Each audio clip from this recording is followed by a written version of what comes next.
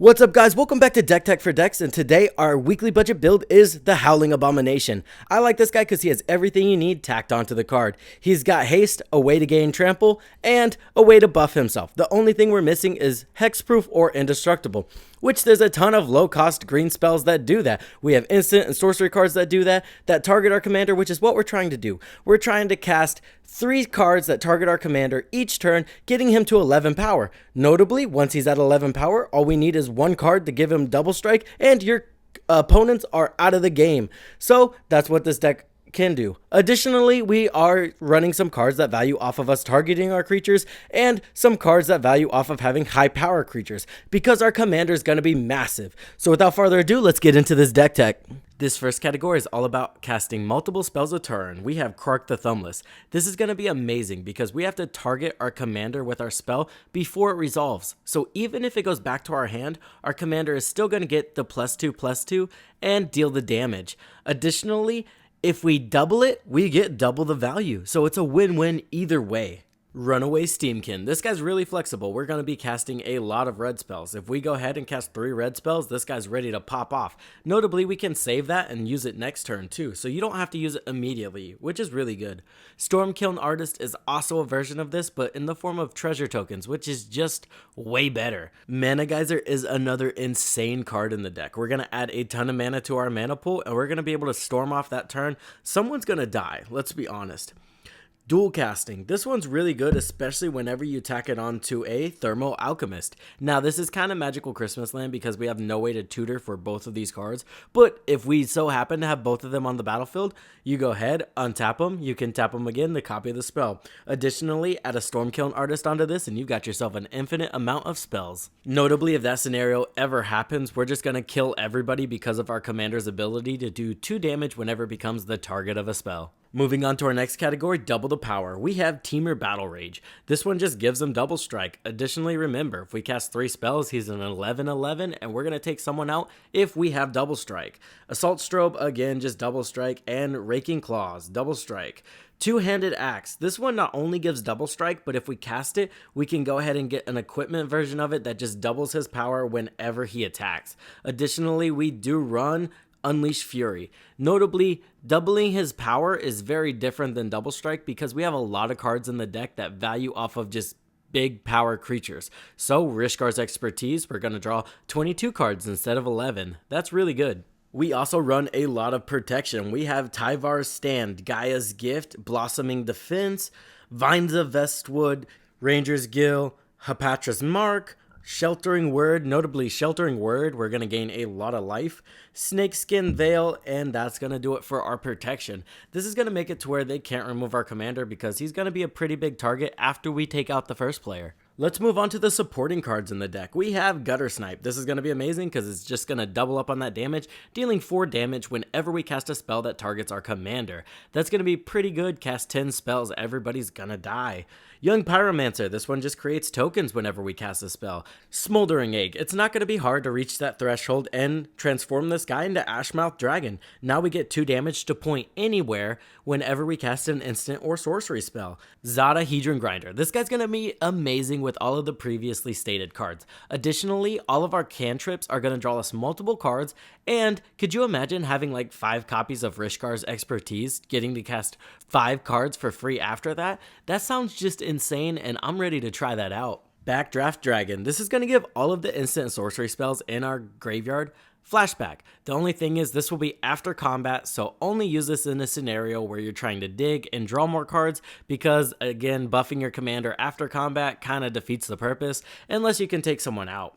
Past in Flames. This one we can cast at the start of our turn, and then all of those cards get flashback, and then we can take someone out by making our commander massive. Kedis, Emberclaw Familiar. This guy's in the deck for one particular reason. We're going to take someone out with commander damage, 22 damage to their face, and then we're going to deal 22 damage to another opponent. Next turn, we're going to take the other guy out with 22 damage. Well, and then we can do 22 damage to that same opponent. Now you've done 44 damage to one opponent, and then commander damage to the 2 other opponents out. Now you've won the game. Pretty good. Moving on, we have cantrips. Here's the boring ones. Renegade Tactics, Rile, Expedite, and Ancestral Anger.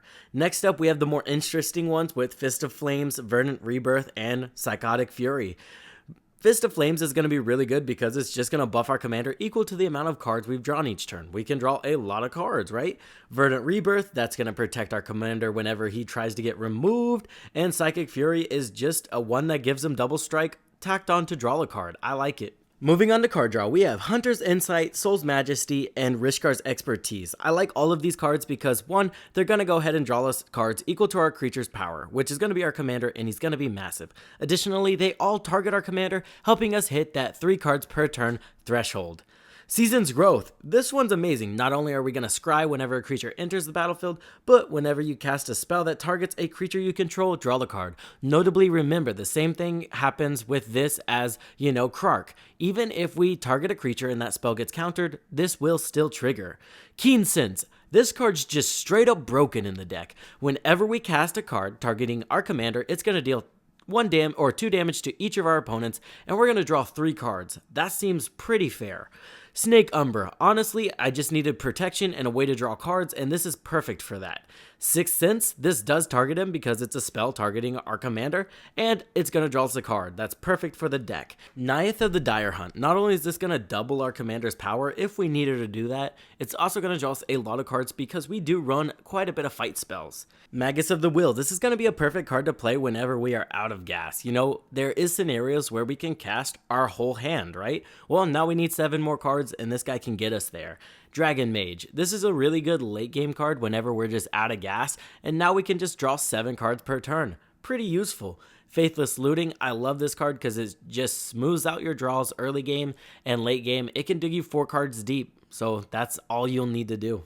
Moving on to removal, we have some fight spells. Nothing particularly interesting, but here they are. We have Ram Through, Ancient Animus, Bushwhack, Prize Fight, Tail Swipe, Colony Ambush, and Primal Might. Notably, Primal Might can buff our commander up a little bit if we need to do that, so that's pretty good late game. Moving on to the more interesting stuff, we have Kogla the Titan Ape. I like this guy because when he enters the battlefield, he's going to fight someone, and whenever he attacks, we can get rid of any pesky artifacts or enchantments. Notably, even though he looks effed up, our commander is a human, so we can use that to give our Kogla indestructible, which is really useful. Soul's Fire is another really flexible card because not only can we use it to take out a creature, we can use it to take out an opponent, right? If we get our commander big enough, boom, they're out of there. Beast Within, just really efficient removal, and Reclamation Sage. Again, a staple that's just really efficient. Before we move on to Ramp, which is our final category, I really need you guys' help. I'm trying out something new with the intro, so let me know if you've been watching this channel for a long time or you just now found me, what you think about it. Normally, I just throw the card up there, talk about some synergies, and move on to the deck, but I thought this would be a little more personable and maybe give you guys a better idea of what the deck is really trying to do. I'm really looking for your feedback here, so really let me know. I appreciate it. Now that that's out of the way, let's get into the ramp. We've got Fire Diamond and Moss Diamond. I really like these because they are really budget and not that much less efficient than the Signets. Cultivate and Kodama's Reach are also really solid in the deck because if you have a 3-land starter, you're going to go ahead and tutor up for that other land and put the other one in your hand so you can guarantee having your commander out on turn 4. Goblin and Archomancers, just really solid, comes down early, lower the cost of your spells, secure a Tribe Elder. This guy is a staple and he's always solid. Rampant Growth, another solid card that just ramps really early. Lastly, we have Traverse the Outlands. This has insane potential in the deck to just throw 20 to 10 lands onto the battlefield. Not only does that thin out your deck, giving you access to your more useful cards, but you also just get 20 to 15 mana. Pretty good. Alright guys, that's going to do it for the deck tech. I hope you enjoyed it. I really enjoyed making it. As always, there is a Moxfield link. You can try out the deck before you purchase it. And I hope this helped you in your deck building endeavors.